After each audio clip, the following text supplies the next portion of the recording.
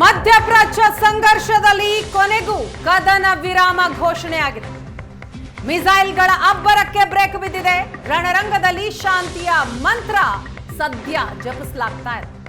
15 ದಿನದ ಅಂದ್ರೆ 2 ವಾರಗಳ ಕಾಲ ಕದನ ವಿರಾಮವನ್ನ ಘೋಷಣೆ ಮಾಡಿದ್ದಾರೆ ಅಮೆರಿಕ ಅಧ್ಯಕ್ಷ ಡೊನಾಲ್ಡ್ ಟ್ರಂಪ್. 40 ದಿನಗಳ ಭೀಕರ ಕಾದಾಟದ ನಂತರ ಕದನ ವಿರಾಮಕ್ಕೆ ಒಪ್ಪಿಗೆ ಸಿಕ್ಕಿದೆ. ಅಮೆರಿಕ ಇರಾನ್ ಯುದ್ಧ, ಹಾಗಾದ್ರೆ ಈ ಯುದ್ಧದಲ್ಲಿ ಗೆದ್ದಿದ್ಯಾರು ಸೋತಿದ್ಯಾರು ಅನ್ನೋ ಪ್ರಶ್ನೆ ಬರುತ್ತೆ. 39 ದಿನಗಳಿಂದಲೂ ಕೂಡ ರಣಭೀಕರ ಯುದ್ಧ ನಡೀತಾ ಇತ್ತು. ಫೆಬ್ರವರಿ 28ನೆಯ ತಾರೀಕು ಇಸ್ರೇಲ್ ಮತ್ತು ಅಮೆರಿಕ ಜಂಟಿಯಾಗಿ ಇರಾನ್ನ ಮೇಲೆ ದಾಳಿಯನ್ನ ನಡೆಸಿದ ದಿನ. ಆ ದಿನದಿಂದ ಶುರುವಾದಂತಹ ದಾಳಿ ಪ್ರತಿದಾಳಿ 39 ದಿನಗಳವರೆಗೂ ಕೂಡ ಕಂಟಿನ್ಯೂ ಆಗಿ ನಡೀತು. ಕೊನೆಗೂ ಈಗ ವಿಶ್ವವೇ ಕುತೂಹಲದಿಂದ ಕಾಯ್ತಾ ಇದ್ದ ಈ ಯುದ್ಧ ಸಂಘರ್ಷದ ಸಿಚುವೇಶನ್ ಏನು ಅಂತಂದ್ರೆ 2 ವಾರಗಳ ಕಾಲ ಕದನ ವಿರಾಮ ಘೋಷಣೆ. ಇಂಥದ್ದೊಂದು ಒಪ್ಪಂದಕ್ಕೆ ಅಮೆರಿಕ ಮತ್ತು ಇರಾನ್ ಬಂದಿದೆ. ಇರಾನ್ ಮೇಲೆ ಅಮೆರಿಕದ ಫೈಟರ್ ಜೆಟ್ಗಳು ದಾಳಿ ಮಾಡಬೇಕಿತ್ತು. ಅಷ್ಟರಲ್ಲೇ ತಾತ್ಕಾಲಿಕ ಕದನ ವಿರಾಮ ಘೋಷಣೆಯಾಗಿದೆ. ಇಷ್ಟು ದಿನಗಳಿಂದ 1 ತಿಂಗಳಿಗೂ ಅಧಿಕ ಕಾಲದಿಂದ ನಡೀತಾ ಇದ್ದಂತಹ ಭೀಕರ ಕಾದಾಟ. ಈ ಕಾದಾಟದಲ್ಲಿ ಗೆದ್ದಿದ್ಯಾರು ಸೋತಿದ್ಯಾರು ಅನ್ನೋ ಪ್ರಶ್ನೆ ಬರುತ್ತೆ. ಇದು ಅಸಲಿ ಕದನ ವಿರಾಮನೋ ಅಥವಾ ಯುದ್ಧಕ್ಕೆ ಅಲ್ಪ ವಿರಾಮವೋ? ಯುದ್ಧದಲ್ಲಿ ನಮ್ಮದೇ ಗೆಲುವು ಅಂತ ಎರಡೂ ದೇಶಗಳು ಹೇಳ್ಕೊಳ್ತಾ ಇದೆ. ಒಂದು ಕಡೆ ಇರಾನ್ ಹೇಳ್ತಾ ಇದೆ ಯುದ್ಧದಲ್ಲಿ ನಾವು ಗೆದ್ವಿ ಅಂತ, ಮತ್ತೊಂದು ಕಡೆ ಅಮೆರಿಕ ಕೂಡ ಅದನ್ನೇ ಹೇಳ್ತಾ ಇರೋದು. ಇರಾನ್ ಮಣಿಸಲಾಗದೆ ಕದನ ವಿರಾಮಕ್ಕೆ ಟ್ರಂಪ್ ಏನಾದ್ರೂ ಮುಂದಾದ್ರ ಈ ರೀತಿಯ ಚರ್ಚೆಗಳಿಗೆ ಆಗ್ತಾ ಇದೆ. 40 ದಿನಗಳ ರಣ ಯುದ್ಧ. ಈ ಯುದ್ಧದಲ್ಲಿ ಡೊನಾಲ್ಡ್ ಟ್ರಂಪ್ ನಿಜಕ್ಕೂ ಸಾಧನೆ ಮಾಡಿದ್ದಾದ್ರೂ ಏನು ಅನ್ನುವಂತಹ ಪ್ರಶ್ನೆ.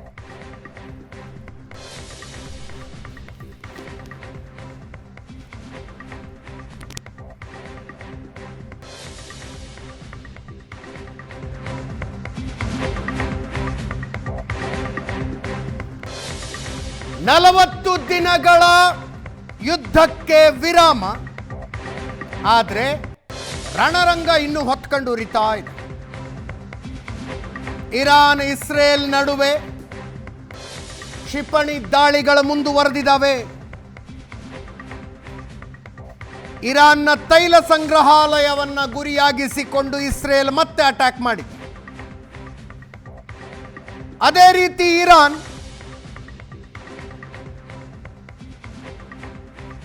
ಅಮೆರಿಕದ ಮಿತ್ರ ರಾಷ್ಟ್ರಗಳ ಮೇಲೆ ದಾಳಿಯನ್ನು ಮುಂದುವರೆಸಿ.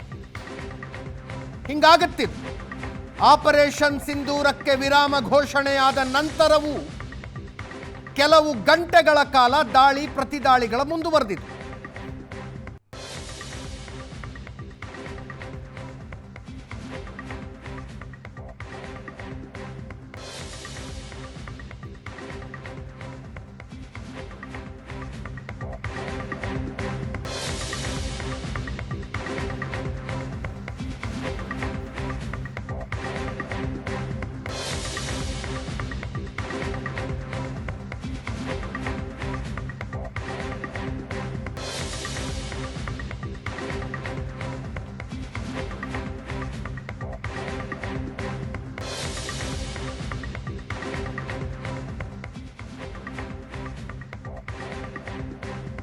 ಈ ಕದನ ವಿರಾಮವನ್ನು ಭಾರತ ಸ್ವಾಗತಿಸಿದೆ. ಹಾರ್ಮುಜ್ ಜಲಸಂಧಿಯನ್ನು ತೆರೆಯುವುದಕ್ಕೆ ಇರಾನ್ ಒಪ್ಪಿಕೊಂಡಿದೆ.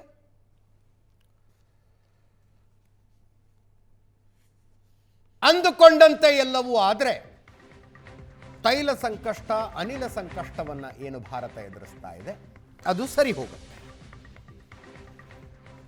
ಇದೇ ವಿಷಯದ ಬಗ್ಗೆ 2 ಗಂಟೆಗಳ ಮ್ಯಾರಥಾನ್ ಚರ್ಚೆ ಇವತ್ತು. ನನ್ನ ಕೊಲೀಗ್ ಪ್ರಶಾಂತ್ ನಾಥ್ ನನ್ನ ಜೊತೆಗಿದ್ದಾರೆ. ಪ್ರಶಾಂತ್, ಕಾರ್ಯಕ್ರಮಕ್ಕೆ ಸ್ವಾಗತ. ನಮ್ಮ ಜೊತೆಗೆ ವಿಂಗ್ ಕಮಾಂಡರ್ ಸುದರ್ಶನ್ ಅವರಿದ್ದಾರೆ. ಕಾರ್ಯಕ್ರಮಕ್ಕೆ ಸ್ವಾಗತ ಸುದರ್ಶನ್ ಸರ್. ಸಂಜೀವ್ ಕುಮಾರ್ ಅಂತಾರಾಷ್ಟ್ರೀಯ ವಿಶ್ಲೇಷಕರು ನಮ್ಮ ಜೊತೆಗೆ ನೇರ ಸಂಪರ್ಕದಲ್ಲಿದ್ದಾರೆ ದಿಲ್ಲಿಯಿಂದ. ಕಾರ್ಯಕ್ರಮಕ್ಕೆ ಸ್ವಾಗತ ಸಂಜೀವ್ ಕುಮಾರ್ ಸರ್. ರಿಯಾಜ್ ಅವರು ಶಿವಮೊಗ್ಗದಿಂದ ನಮ್ಮ ಜೊತೆಗೆ ನೇರ ಸಂಪರ್ಕದಲ್ಲಿದ್ದಾರೆ. ಸಂಜೀವ್ ಕುಮಾರ್ ಸರ್, ವಿಡಂಬನೆ ನೋಡಿ, ನಾನು 8 ಯುದ್ಧಗಳನ್ನು ನಿಲ್ಲಿಸಿದೆ, ಅಷ್ಟು ಸಂಘರ್ಷ ತಪ್ಪಿಸಿದೆ, ಇಷ್ಟು ಸಂಘರ್ಷ ತಪ್ಪಿಸಿದೆ ಅಂತ ಬಡಾಯಿ ಕೊಚ್ಚಿಕೊಳ್ತಾ ಇದ್ದ ಡೊನಾಲ್ಡ್ ಟ್ರಂಪ್ ತಾವು ಆರಂಭಿಸಿದ ಯುದ್ಧವನ್ನು ಯಾರಾದರೂ ಬಂದು ನಿಲ್ಲಿಸಿದ್ರೆ ಸಾಕು ಅನ್ನೋ ಪರಿಸ್ಥಿತಿಗೆ ಬಂದ್ಬಿಟ್ರು. ಅಂತಿಮವಾಗಿ ಪಾಕಿಸ್ತಾನದ ಮಧ್ಯಸ್ಥಿಕೆಯಲ್ಲಿ ಕದನ ವಿರಾಮ ಆಯಿತು.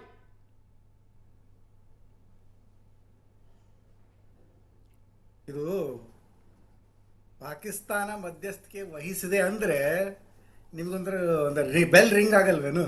ಅಂದ್ರೆ ಹೇಳೋ ಸುದ್ದಿ ಏನಪ್ಪಾ ಅಂತಂದ್ರೆ, ಯಾವ ಬೆಲ್ ರಿಂಗ್ ಆಗುತ್ತೆ ಅಂದ್ರೆ, ಈಗ ಡೊನಾಲ್ಡ್ ಟ್ರಂಪ್ ಮೊದಲೇ ತಾವೇ ಹೋಗಿ ಆಯ್ತಪ್ಪ ಕದನ ವಿರಾಮ ಮಾಡೋಣ ಅಂತ ಹೇಳಿದ್ರೆ ಓಕೆ, ಅದೇನಾಗುತ್ತೆ, ತಮ್ಮ ಡಿಸಿಷನ್ ತಾವೇ ನಿಗೇಟ್ ಮಾಡ್ದಂಗ ಆಗುತ್ತೆ. ಹೌದು. ಈಗ ನನಗೆ ಬೆಳಗ್ಗಿಂದ ಡೈಜೆಸ್ಟ್ ಆಗ್ತಾ ಇಲ್ಲ. ಯಾಕೆ ಆಗ್ತಾ ಇಲ್ಲ ಅಂದ್ರೆ, ಪಾಕಿಸ್ತಾನ ಇಸ್ರೇಲ್ ಇರಾನ್ ಅಷ್ಟೇ ಯುದ್ಧ ಮಾಡಿದ್ರೆ, ಮೀಡಿಯೇಟ್ ಮಾಡಿದ್ರೆ ಒಂದು ಲೆಕ್ಕ ಚೆನ್ನಾಗಿ ಗೊತ್ತಾಗ್ತಿತ್ತು. ಪಾಕಿಸ್ತಾನ ಯಾವತ್ತಿಗೆ ಇಷ್ಟು ದೊಡ್ಡ ಒಂದು ವ್ಯಕ್ತಿತ್ವ ವಹಿಸ್ಕೊಂಡ್ಬಿಟ್ಟಿದೆ ಆ ರಾಷ್ಟ್ರ, ಅಮೆರಿಕ ಇನ್ವಾಲ್ವ್ ಆಗಿದ್ದ ಯುದ್ಧವನ್ನ ಮೀಡಿಯೇಟ್ ಮಾಡುವಂತಹ ಒಂದು ಪರಿಸ್ಥಿತಿ ಎಲ್ಲಿ ಬಂದಿದೆ. ಓಕೆ, ಅದು ಬರೋದಕ್ಕೆ ಟ್ರಂಪೇ ಕಾರಣ. ಏನಪ್ಪಾ ಅಂತಂದ್ರೆ, ಈಗ ಟ್ರಂಪ್ ಚಾರ್ಜ್ ತಗೊಂಡಾಗಿಂದ ಈ ಅಸೀಂ ಮುನೀರು ರೆಡ್ ಕಾರ್ಪೆಟ್ ಟ್ರೀಟ್ಮೆಂಟ್, ಬರೀ ಡಿನ್ನರ್ ಎಲ್ಲ ಆಗ್ತಾ ಇತ್ತು. ಇವೆಲ್ಲ ಕತೆ ಗೊತ್ತಿದೆ ನಮಗೆ. ಹೌದು. ಆ ಡಿನ್ನರ್ಗೂ ಆಮೇಲೆ ಸಡನ್ ಆಗಿ ಏನಾಯ್ತು, ಟರ್ಕಿ, ಆಮೇಲೆ ಸಿರಿಯಾ, ಜಾರ್ಡನ್, ಇವ್ರು 3 ಕಂಟ್ರೀಸ್, ಆಮೇಲೆ ಪಾಕಿಸ್ತಾನ, ಇವ್ 3 ಕಂಟ್ರೀಸ್ನ ಒಂದು ಫಾರಿನ್ ಸೆಕ್ರೆಟರೀಸು ಪಾಕಿಸ್ತಾನದಲ್ಲಿ ಬಂದು ಡಿಸ್ಕಷನ್ ಮಾಡಿದ್ರು. ಇದು ಇವ್ರು 3 ಕಂಟ್ರೀಸ್ ಡಿಸೈಡ್ ಮಾಡಿ ಬಂದಿಲ್ಲ. This is the plan B of Trump. Okay, ಕಾರಣ ಏನಕ್ಕಪ್ಪ ಅಂತಂದ್ರೆ, ಈಗ ಎಷ್ಟು ಇಂಟರ್ನ್ಯಾಷನಲ್ ರಿಲೇಷನ್ಸ್ ಅಲ್ಲಿ ಇಂಥ ಒಂದು ಘಟನೆಗಳೆಲ್ಲ ಆಗಿಲ್ಲ ಅಂತ ನಾನು ಹೇಳ್ತಾ ಇಲ್ಲ. ವಿಯೆಟ್ನಾಂ ಟೈಮಲ್ಲೂ ಬಹಳ ಒಂದು ಕ್ರಿಟಿಸಿಸಮ್ ಆಗಿನ ಅಮೆರಿಕನ್ ಪ್ರೆಸಿಡೆಂಟ್ ಫೇಸ್ ಮಾಡಿದ್ರು. ಡೊಮೆಸ್ಟಿಕ್ ಒಪಿನಿಯನ್ ಅಲ್ಲಿ ಈವನ್ ಸ್ಕೂಲ್ ಚಿಲ್ಡ್ರನ್ ಎಲ್ಲ ರಸ್ತೆಗೆ ಬಂದ್ರು, we want our daddies back ಅಂತ. ಅದು 57,000 ಸೋಲ್ಜರ್ಸ್. ಈಗ ಅಷ್ಟು ಲಾಸ್ ಆಗಿಲ್ಲ. ಬಟ್ ಯಾವಾಗ ದಿವಸ ಒಂದೊಂದು ಬಾಡಿ ಬ್ಯಾಗ್ ಅಮೆರಿಕಾದಲ್ಲಿ ಲ್ಯಾಂಡ್ ಆಗಕ್ ಶುರು ಆಯ್ತು, ಅಮೆರಿಕಾದಲ್ಲಿ ಇಂಟರ್ನಲ್ ಪ್ರೊಟೆಸ್ಟ್ ಶುರು ಆಯ್ತು. ಅದನ್ನ ಬಿಗ್ ಪಿಕ್ಚರ್ ತೋರಿಸಿಲ್ಲ ಅಮೆರಿಕಾದಲ್ಲಿ. ನಂಬರ್ 1 ಕಿಂಗ್ಸ್ ಪ್ರೊಟೆಸ್ಟ್ ಆಯ್ತು. ಅದನ್ನ ಏನಪ್ಪಾ, ಅದನ್ನ ಬಗ್ಗೆ ಮೀಡಿಯಾ ಫೋಕಸ್ಸೇ ಜಾಸ್ತಿ ಕೊಟ್ಟಿಲ್ಲ. ಅದ್ರ ಬದಲು ಏನು, ಇರಾನ್ ಅದು ಇದು ಯಾವಾಗಲೂ ಸೆಟನೈಸ್ ಮಾಡೋದು. ಅಂದ್ರೆ ಒಂಥರ ಇರಾನ್ ಇಸ್ ಅ ಸೆಟಾನಿಕ್ ಪವರ್ ಅನ್ನೋದನ್ನೇ ಒಂದೇ ಫೋಕಸ್. ಅಲ್ಲಿ ಇಸ್ಲಾಮೋಫೋಬ್ಸ್ ಬಹಳ ಇದಾರೆ ಅಲ್ಲಿ ಅಮೆರಿಕಾದಲ್ಲಿ. ಅವರೆಲ್ಲರೂ ಯಾರಪ್ಪ ಅಂತಾರೆ, 3 ಲಾಬಿ ಇವತ್ತಿಗೆ ಪ್ರೂವ್ ಆಯ್ತು. 3 ಲಾಬಿ ಯಾವ ರೀತಿ ಕೆಲಸ ಮಾಡುತ್ತೆ. ನಂಬರ್ 1 ಒಂದು ಇಂಟರ್ವೀನಿಂಗ್ ಲಾಬಿ ಇದೆ ಅದರಲ್ಲಿ. ಇದ್ರ 3ಕ್ಕೂ ಒಂದು ನ್ಯೂ ಕನ್ಸರ್ವೇಟಿವ್ಸ್. ಓಕೆ, ಇವರಿಗೆ ರೆಜಿಮ್ ಚೇಂಜ್ ಮಾಡಬೇಕು ಅನ್ನೋದು ಒಂದು ದೊಡ್ಡ ಇದು ಕನಸು. ಯಾವಾಗ ವುಡ್ರೋ ವಿಲ್ಸನ್ ಟೈಮ್ ಇಂದ ಇವ್ರ ಐಡಿಯಾಲಜಿ, ನಾವು ಇಡೀ ವಿಶ್ವವನ್ನೇ ಲೋಕತಂತ್ರ ಮಾಡ್ಬಿಡ್ತೀವಿ, ಡೆಮೋಕ್ರಸಿ ಮಾಡ್ಬಿಡ್ತೀವಿ. ಅದು ನಾವು ಒಂಥರ ಮ್ಯಾನ್ ವಿತ್ ಎ ಮಿಷನ್ ಅಂದಂಗೆ, ಕಂಟ್ರಿ ವಿತ್ ಎ ಮಿಷನ್ ಅಂದಂಗೆ. ಎರಡನೇದು ಜಿವಿಶ್ ಲಾಬಿ.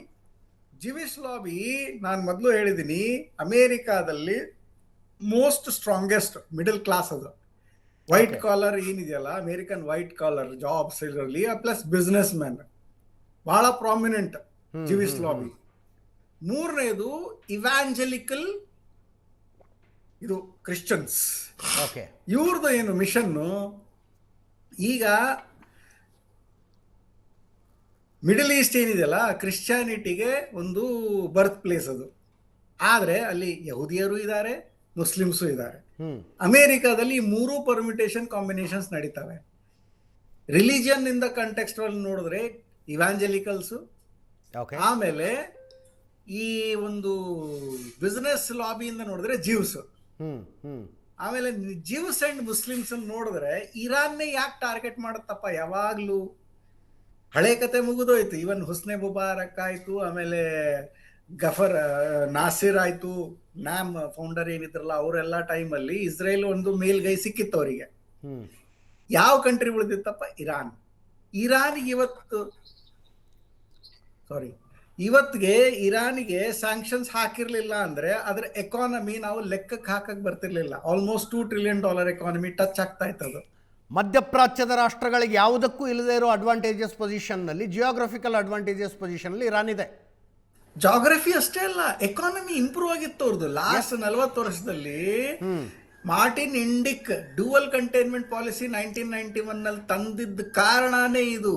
ಒಂದು ಏನು ಮೀಟಿಯೋರಿಕ್ ರೈಸ್ ಆಗಿತ್ತು ಅವ್ರ ಎಕಾನಮಿ 79 ರೆವಲ್ಯೂಷನ್ ಆದ್ಮೇಲೆ. ಇದನ್ನ ನಾವು ಕಡೆಗಣಿಸ್ತೀವಿ, ಯಾರು ಇದನ್ನ ಲೆಕ್ಕಕ್ಕೆ ಬಂದಿಲ್ಲ, ಏನು ಕನ್ಸರ್ವೇಟಿವ್ ಕಂಟ್ರಿ ಅಪ್ಪ ಹಂಗೆ. ಬಟ್ ಅದರ ಪ್ರೊಡಕ್ಷನ್ ಬಹಳ ಫಿನಾಮಿನಲ್ ಆಗಿ ಪ್ರೊಡಕ್ಷನ್ ಸೆಕ್ಟರ್ ರೈಸ್ ಆಗಿದೆ. ಯಾರಿಗದು ಧಕ್ಕೆ ಕೊಡ್ತು? ಇಸ್ರೇಲ್ಗೆ. ಇಸ್ರೇಲಿ ಲಾಬಿ ಎಲ್ಲಿ ಸ್ಟ್ರಾಂಗ್ ಇದೆ? ಅಮೆರಿಕಾದಲ್ಲಿ. ಆದ್ರೆ ಇವತ್ತು ಸೀಸ್ ಫೈರ್ ಯಾಕೆ ಆಯ್ತಪ್ಪ? ಕಾರಣ ಇಸ್ರೇಲ್ಗೂ ಬೆನಿಫಿಟ್ ಆಗ್ಲಿಲ್ಲ, ಅಮೆರಿಕಾಗೂ ಬೆನಿಫಿಟ್ ಆಗ್ಲಿಲ್ಲ. ಇರಾನಿಗೆ ಒಂಥರ ಕಾಲ್ ಮಾರ್ಕ್ಸ್ ಹೇಳ್ದಂಗೆ they have nothing to lose. ಈಗ ಏನಪ್ಪ, ನಮ್ಮ ಎಕ್ಸಿಸ್ಟೆನ್ಷಿಯಲ್ ಕ್ವಶನ್ ಬಂದ್ಮೇಲೆ ನಾವೇ ಕಾಂಪ್ರಮೈಸ್ ಮಾಡ್ಕೊಳ್ಳೋಣ. ಈಗ ಲೆಬನಾನ್ ಮೇಲೆ ಅಟ್ಯಾಕ್ ಆಯ್ತು ಈಗ ಜಸ್ಟ್ ಒಂದು 2 hours ಹಿಂದೆ. ಅದು ಏನ್ ಸಂಕೇತ? ಈಗ ನಿಮ್ಮ ಒಂದು ಈ ನ್ಯೂಸ್ ಶುರು ಆಗ್ಬೇಕಾದ್ರೆ ಆಂಕರ್ ಮೇಡಮ್ ಹೇಳಿದ್ರು, ಯುದ್ಧ ವಿರಾಮನು ಅಲ್ಪ ವಿರಾಮನು. ನಾನು ಎರಡೂ ಅಲ್ಲ ಅಂತ ಹೇಳ್ತಾ ಇದ್ದೀನಿ. ಯುದ್ಧ ವಿರಾಮ ಆಗತ್ತೆ ಅನ್ನೋದು ಈಗ ಡೌಟ್ ಕ್ರಿಯೇಟ್ ಆಗ್ಬಿಟ್ಟಿದೆ ಈ ಒಂದು ಅಟ್ಯಾಕ್ ಆದ್ಮೇಲೆ. ನೀವು ಆಪರೇಷನ್ ಸಿಂಧೂರ್ ಆದ್ಮೇಲೆ ಆಗಿರೋ ಅಟ್ಯಾಕ್ಸ್ ಅನ್ನ ಕಂಪೇರ್ ಮಾಡಿದ್ರಿ. ಬಟ್ ಇದು ಪ್ರಾಬ್ಲಮ್ ಏನಿದೆಪ್ಪ ಅಂತಂದ್ರೆ, ಇಸ್ರೇಲ್ ಅಟ್ಯಾಕ್ ಮಾಡಿ ಇರಾನ್ ಇನ್ನೊಂದು ಅಟ್ಯಾಕ್ ಮಾಡಿ ಸುಮ್ಮನೆ ಇದ್ದಿದ್ರೆ ಮುಗಿದೋಗೋದು. ಬಟ್ ಪ್ರಾಬ್ಲಮ್ ಇಲ್ಲಿ ಕಮಾಂಡ್ ಅಂಡ್ ಕಂಟ್ರೋಲ್ ಬರುತ್ತಿಲ್ಲಿ. ಕರೆಕ್ಟ್. ಈಗ ಇರಾನ್ ನಲ್ಲಿ drone commanders, missile commanders, ship commanders ಯಾರೇ ಆಗಲಿ, ಯಾರು ಕಮಾಂಡರ್ಸ್ ಇಲ್ಲೇ ಇಲ್ಲ. ಯಾಕಂದ್ರೆ ಅಲ್ಲಿ ಮಿಲಿಟರಿ ಡಾಕ್ಟ್ರಿನೇ ಹಂಗಿರೋದು. ಕರೆಕ್ಟ್. ಅವ್ರಿಗೇನು ಸೀದಾ ಹೆಡ್ ಕ್ವಾರ್ಟರ್ಸ್ ಇಂದ ಆರ್ಡರ್ಸ್ ಬೇಕು ಅಂತಾನೆ ಇಲ್ಲ. ಮೊಸಾಯಿಕ್ ಡಾಕ್ಟರ್ ಅವ್ರಿಗೊಂದು ಲಿಸ್ಟ್ ಕೊಟ್ಬಿಟ್ಟಿದ್ದಾರೆ ಪೇಪರ್ ನಲ್ಲಿ ಬರೆದು, ಆ ಲಿಸ್ಟ್ ಅನ್ನು ನೀವು ಇಟ್ಕೊಳ್ರಪ್ಪ ಡ್ರಾನ್ ಅಲ್ಲಿ ಅಂತ ಹೇಳಿದಾರೆ. ಅಂದ್ರೆ ಆ ರೀತಿ ಒಂದು ಲೆಕ್ಕ. ಆ ಲಿಸ್ಟ್ ಅನ್ನ ಯಾವಾಗ ತೆಗಿಬೇಕು ಅನ್ನೋದೊಂದು ಹೇಳ್ಕೊಟ್ಬಿಟ್ಟಿದ್ದಾರೆ ಅವರಿಗೆ. ಯಾವಾಗ ತೆಗಿಬೇಕಪ್ಪ? ಇಮಿಡಿಯೇಟ್ ಆಗಿ ನಮ್ಮ ಮೇಲೆ ಏನಾರ ಅಟ್ಯಾಕ್ ಆಯ್ತು, ನಮ್ಮ ಲೀಡರ್ಸ್ ನಿಮಗೆ ಆರ್ಡರ್ ಕೊಡೋ ಸ್ಥಿತಿನಲ್ಲಿ ಇಲ್ಲ ಅಂತ ಅನ್ಕೊಳ್ರಿ. ಈಗ ಖೊಮೈನಿ ಅವ್ರು ಹೋದ್ರ ಯಾರು ಆರ್ಡರ್ ಕೊಡಕ್ಕಿಲ್ಲ, ಇಮಿಡಿಯೇಟ್ ಆಗಿ ನೀವು ಆ ಲಿಸ್ಟ್ ಹೊರಗೆ ತೆಗೀರಿ, ಹೊಡಿಯಕ್ ಶುರು ಮಾಡ್ರಿ. ಹೊಡಿಬೇಕು ಅಂತಿದೆ, ಅಲ್ಲಿ ಹೊಡಿತಾ ಇರಿ ಅಂತ. ಅಷ್ಟೇ. 31 ಜಿಲ್ಲೆ ಇದೆ, 31 ಜಿಲ್ಲೆಯಲ್ಲೂ ಒಬ್ಬೊಬ್ಬ ರಾಜ. Just imagine. ಸೆಂಟ್ರಲೈಸ್ ಕಮಾಂಡ್ ಇದ್ದಿದ್ರೆ ಈ ರೀತಿಯಾಗಿ ಇಸ್ರೇಲ್ ಯಾವತ್ತೋ ನಿರ್ಣಾಮ ಮಾಡಿ ಹೋಗ್ಬಿಡೋರು ಇರಾನ್ನ. This is a major success of Iran. ಇದು ಅಮೆರಿಕ ಮತ್ತೆ ಇಸ್ರೇಲ್ ಮೇಜರ್ ಪವರ್ಸ್ ಇರು. ಇಸ್ರೇಲ್ ಡಿಫೆನ್ಸ್ ಟೆಕ್ನಾಲಜಿಲಿ ಒಂದು ಟಾಪ್ ಮೋಸ್ಟ್ ವರ್ಲ್ಡ್ ಅಲ್ಲಿ. ಆಮೇಲೆ ಅಮೆರಿಕನ್ ಮಿಲಿಟರಿ ಪವರ್ ಯಾರು ಚಾಲೆಂಜ್ ಮಾಡಕ್ ಸಾಧ್ಯ?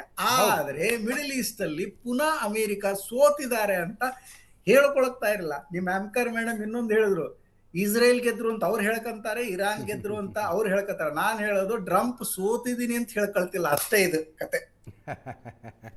ಸೊ ಈಗ ಇದೇನು ಕ್ರಿಕೆಟ್ ಮ್ಯಾಚ್ ಸರ್? ಎಕ್ಸಾಕ್ಟ್ ಆಗಿ ಸ್ಕೋರ್ ಸಿಗೋದಕ್ಕೆ ಇವ್ರು ಸೋತ್ರು ಇವ್ರು ಗೆದ್ರು ಅನ್ನೋದಕ್ಕೆ ಇಲ್ಲ. ಕ್ರಿಕೆಟ್ ಮ್ಯಾಚ್ ಅದ್ ಆಗ್ಬೋದಾಗಿತ್ತು ಯಾವಾಗ ಇರಾನ್ ಸರೆಂಡರ್ ಆಗಿದ್ರೆ.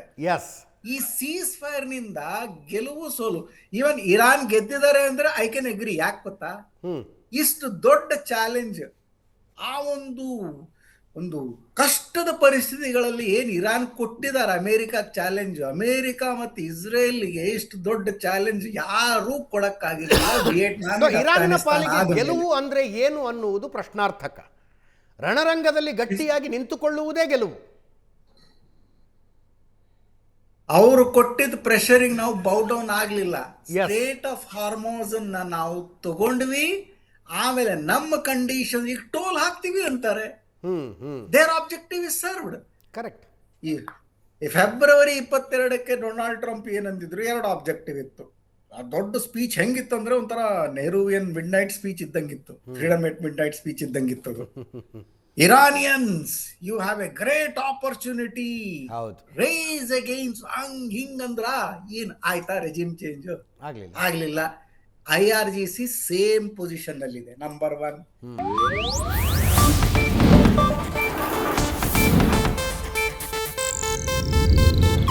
ಇದು ಏಷ್ಯಾನೆಟ್ ನ್ಯೂಸ್ ನೆಟ್ವರ್ಕ್ ಪ್ರಸ್ತುತಿ.